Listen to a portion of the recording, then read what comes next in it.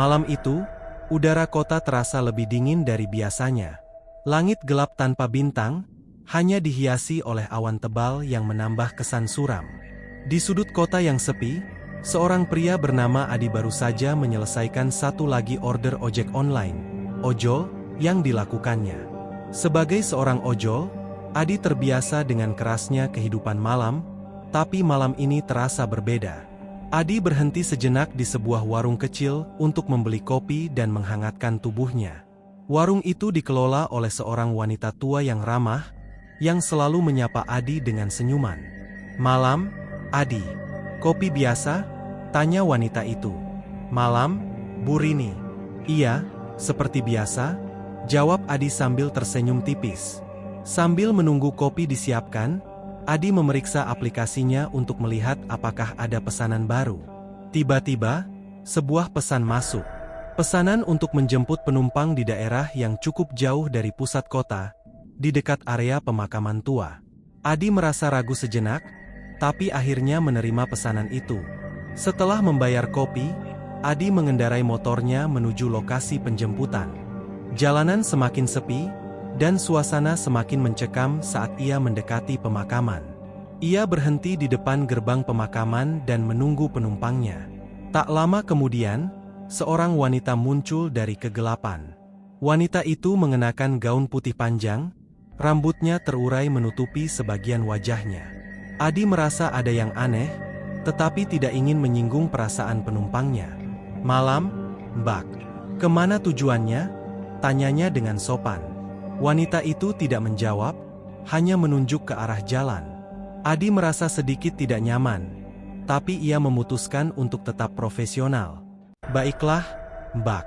Mari kita berangkat," katanya sambil menghidupkan mesin motor. Perjalanan terasa sangat sunyi. Tidak ada percakapan, hanya suara angin dan deru mesin motor yang menemani mereka. Setelah beberapa saat, Adi menyadari bahwa wanita itu menunjukkan arah menuju daerah yang semakin terpencil dan gelap.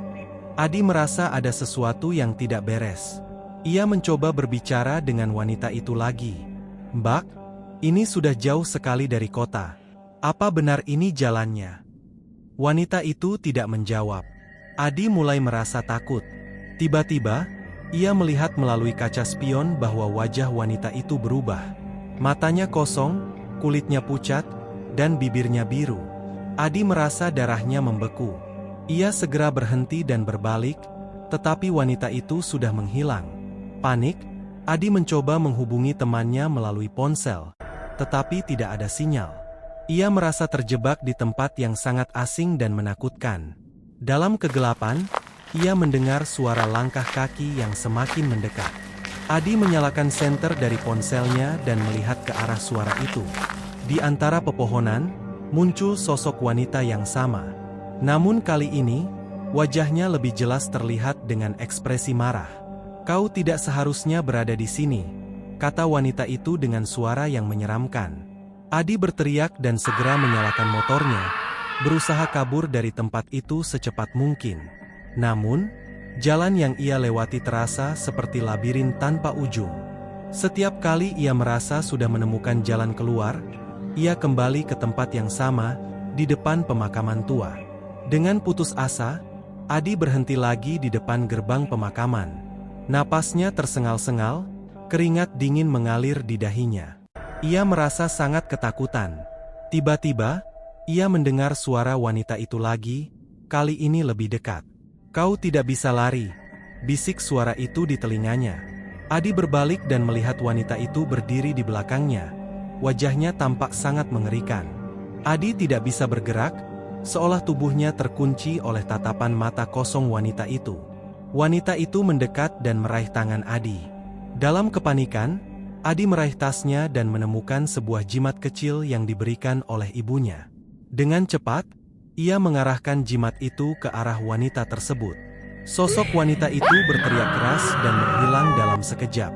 Adi terjatuh ke tanah, merasa sangat lelah dan ketakutan. Ia memejamkan mata dan berdoa agar bisa keluar dari mimpi buruk ini. Ketika ia membuka mata lagi, langit sudah mulai cerah. Adi melihat sekeliling dan menyadari bahwa ia berada di dekat jalan utama. Ia tidak tahu bagaimana bisa sampai di sana, tetapi ia merasa sangat lega. Dengan sisa tenaga yang ada, Adi mengendarai motornya kembali ke kota. Sesampainya di rumah, ia menceritakan semua yang terjadi kepada ibunya. Ibunya mendengarkan dengan serius dan berkata, "Kamu sudah mengalami sesuatu yang sangat berbahaya. Tempat itu memang terkenal angker. Banyak orang yang pernah melihat sosok wanita seperti yang kamu ceritakan." Adi merasa merinding mendengar cerita ibunya.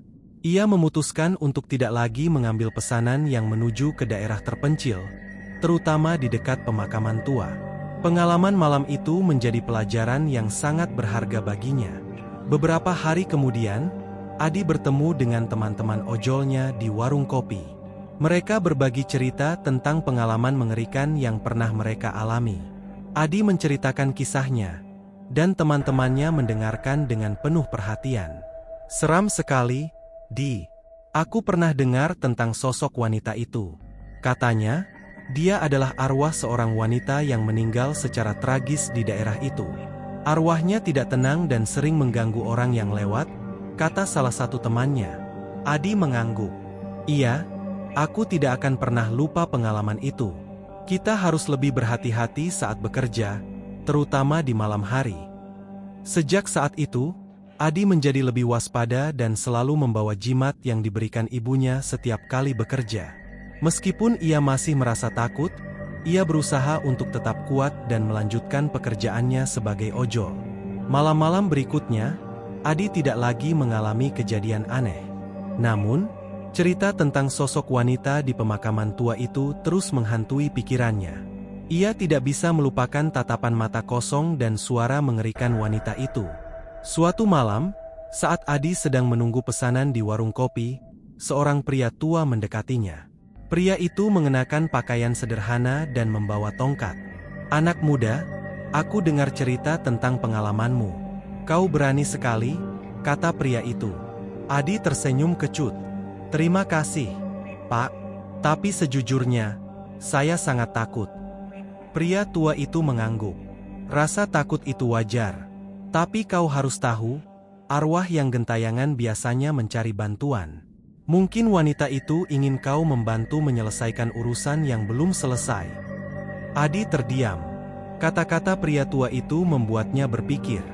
Mungkin ada sesuatu yang bisa ia lakukan untuk membantu arwah wanita itu. Dengan tekad baru, Adi memutuskan untuk kembali ke pemakaman tua dan mencari petunjuk. Malam itu, Adi membawa senter dan jimatnya, serta beberapa barang untuk membantu pencariannya. Ia kembali ke pemakaman tua dengan hati-hati. Saat ia sampai, suasana kembali mencekam. Namun, kali ini Adi merasa lebih siap. Ia berjalan perlahan di antara makam, mencari tanda atau petunjuk. Di salah satu sudut pemakaman, ia menemukan sebuah nisan tua yang hampir tertutup oleh tumbuhan liar. Nisan itu milik seorang wanita bernama Ratna, yang meninggal beberapa dekade lalu. Adi merasakan ada sesuatu yang aneh dengan nisan itu. Ia membersihkan tumbuhan liar yang menutupi nisan dan melihat bahwa ada sesuatu yang tertulis di bawah nama Ratna. "Keadilan belum terwujud," begitu tulisan yang terbaca. Adi merasa ada yang harus dilakukan. Ia pergi ke kantor polisi terdekat dan melaporkan apa yang ia temukan. Polisi setempat tertarik dengan laporan Adi dan memutuskan untuk menyelidiki lebih lanjut. Setelah beberapa hari, polisi menemukan bukti bahwa kematian Ratna memang mencurigakan. Ada tanda-tanda kekerasan yang tidak tercatat dalam laporan awal. Kasus itu segera dibuka kembali, dan beberapa orang yang terlibat dalam kejadian tersebut akhirnya ditangkap dan diadili. Dengan terbukanya kebenaran, arwah Ratna akhirnya bisa tenang. Adi merasa lega dan bangga karena berhasil membantu menyelesaikan urusan yang belum selesai. Sejak saat itu, ia tidak lagi merasa takut saat melewati pemakaman tua itu. Pengalaman ini membuat Adi lebih percaya bahwa terkadang, arwah yang gentayangan hanya mencari bantuan untuk menyelesaikan urusan mereka. Ia juga menjadi lebih bijaksana dan berani dalam menjalani pekerjaannya sebagai ojol. Kisah Adi menjadi terkenal di kalangan pengemudi ojol dan warga setempat. Mereka menghormati keberanian dan ketulusan Adi.